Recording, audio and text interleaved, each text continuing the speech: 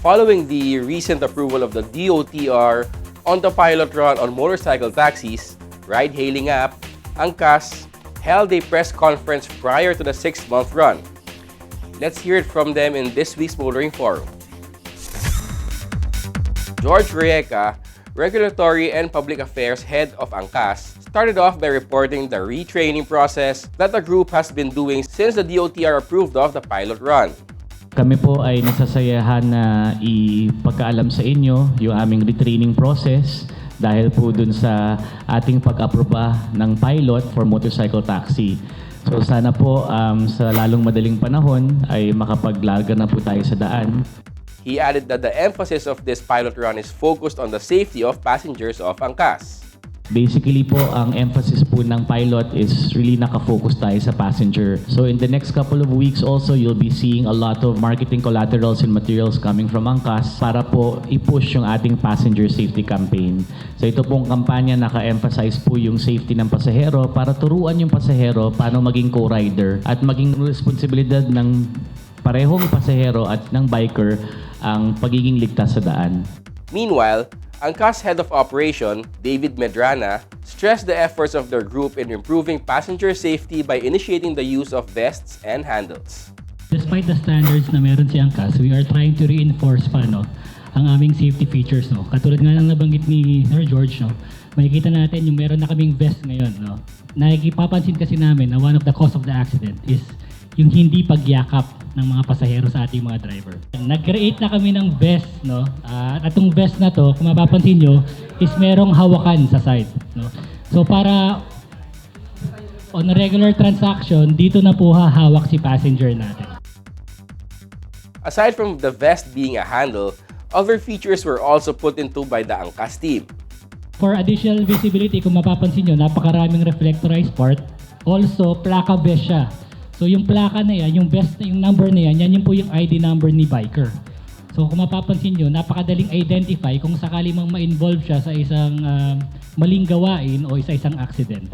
Yung ID rin ni biker is included in the vest.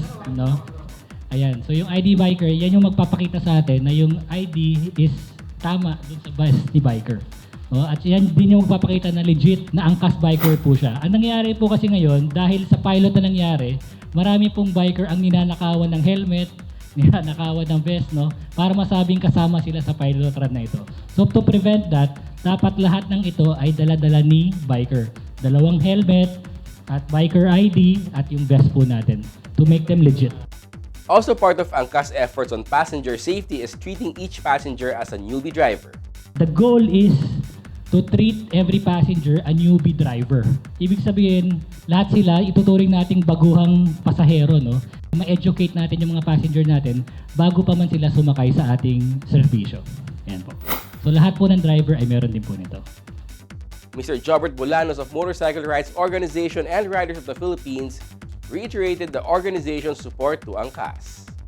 This is exactly the reason kung bakit yung community ngayon, especially our organization, Motorcycle Rights Organization and Riders of the Philippines, support Angkas because binibigyan talaga nila ng importansya yung primordial concern, which is safety. So dahil hindi ito bagay na trivial lang sa Angkas, nakikita namin yung efforts talaga nila. And then we also see how they got into the advocacy. So it's not just a business. They're actually focusing more on the advocacy of safety, training the riders, educating them, as well as the passengers. Bolanos said that the road safety advocacies of the riders group are also voiced through Angkas. Because Angkas is a company that has resources, nagagamit din namin yung resources nila to promote road safety, not just on motorcycles, but also with other vehicles, to share the road with motorcycles that some of them are transporting people, and hindi ho yun doon humihinto. Because we have plans of taking this standard and bringing it to the other players as well, sa delivery, sa mga messenger, anyone who works with their motorcycle for a living will have to take on that standard. Hindi para pahirapan sila, but ang purpose dito is para protektahan sila. He ended by stressing that the motorcycle taxi program is not only for Angkas alone, but the entire community of motorcycle riders and the motorcycle industry. These standards puts us on top again. By making Philippines the safest motorcycle riding country, it puts us on top of the list once again. And that is the goal, and that is the dream. Angkas' preparations on its pilot run from its group officials as well as prioritizing safety of its passengers here on Motoring Today's Motoring Forum, courtesy of Suzuki Philippines.